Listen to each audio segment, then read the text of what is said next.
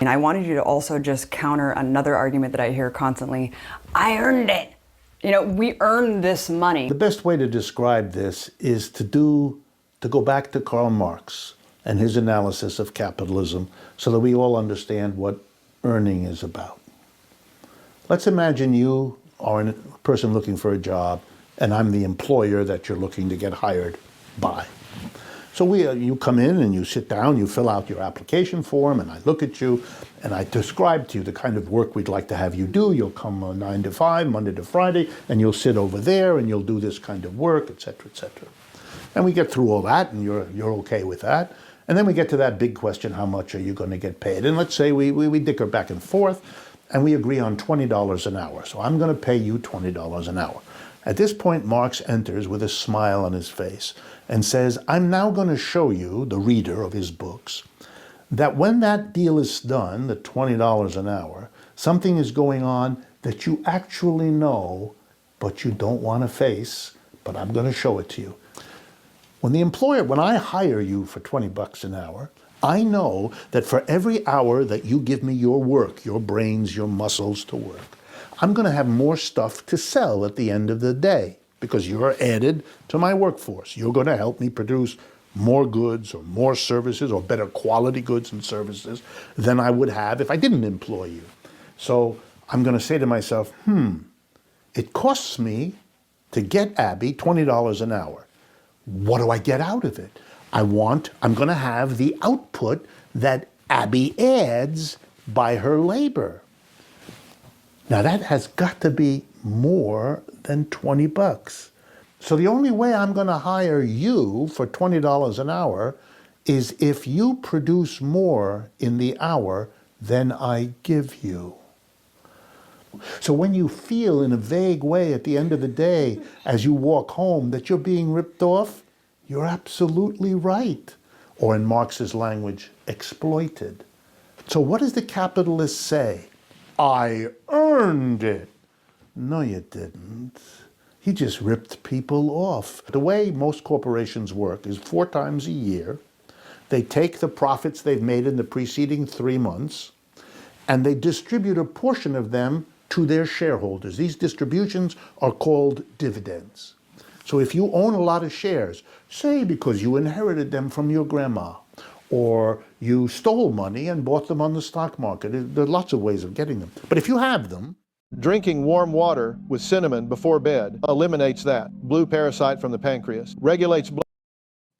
4 times a year, you go to your mailbox in the morning and you get an envelope and you tear it open, and inside is a check for your share of the profits that have been distributed to shareholders. For rich people, this is millions of dollars.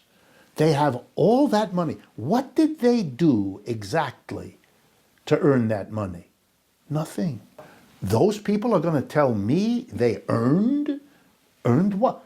Did they ever set foot in the factory? No. Do they have any idea what this company does? No, they don't care. They are simply sitting there collecting. Well, let's now do a little logic. If there are people like shareholders who get a lot of goods and services they didn't help produce, then there must be elsewhere in that system people who produce what they do not get. So that means if we allow that we are saying some people, your job is to produce a lot more than you get so that these people can get a lot more than they produce. For Marx, he stands up and says, I rest my case. This system sucks. Famous socialist Rosa Luxemburg once said that it's either socialism or barbarism. Here we are 100 years later. In what ways have you seen that play out today? The 62 richest people in the world, most of whom are Americans, not all American, but most of whom are US citizens. The 62 richest people together have more wealth than the bottom half of the population of this planet, roughly 3.5 billion people. That's beyond obscene. I don't know I don't have an adjective that captures this, but I can describe what it means. If you look at all the statistics of the World Health Organizations, the bottom half of our population are people who die way earlier than they need to. Why? Because their diets are no good, or they don't have enough food in the first place, or they can't get to a clinic to have little problems that are easily solved by modern medical methods taken care of. It's unspeakable what happens to the lower half. If we took half the wealth of the richest, and they would still be the richest, and made it available to the bottom half, it would transform their lives, literally. Now, there's no moral or ethical justification for this situation. Number two, it is well known all over the world, despite a few deniers that are still around, that the way capitalism has evolved has compromised the ecology and environment of this planet, literally threatening us with 27 diseases and 57 losses of fundamental resources. This is crazy to permit this to go on. This is another way capitalism confronts us with barbarism. And the third one is, and here the United States plays a particular role, is this notion that the Western world, the world that has the wealth and the military might, is in a war, an endless war against something as vague as terrorism, whatever exactly that is, and that this is used to justify an endless use of resources not available for people's needs, but to combat one enemy, real or imagined, after another. So we literally confront an endless military warfare state, a cataclysmic destruction of our natural environment, and a level of inequality that has no justification. Our entire economic situation would have been completely different in the last 30 years if we had had a movement, if we had had organizations to make these demands, because I haven't the slightest doubt that the majority of Americans will support all of them. You know, it used to be at this point in an interview, I would have to look at a skeptical interviewer saying, Americans support this kind of socialistic stuff.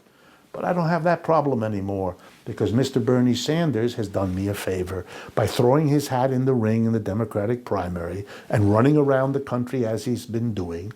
As a socialist, he has proven for all Americans to see that the support for something other than capitalism has now captured millions of Americans.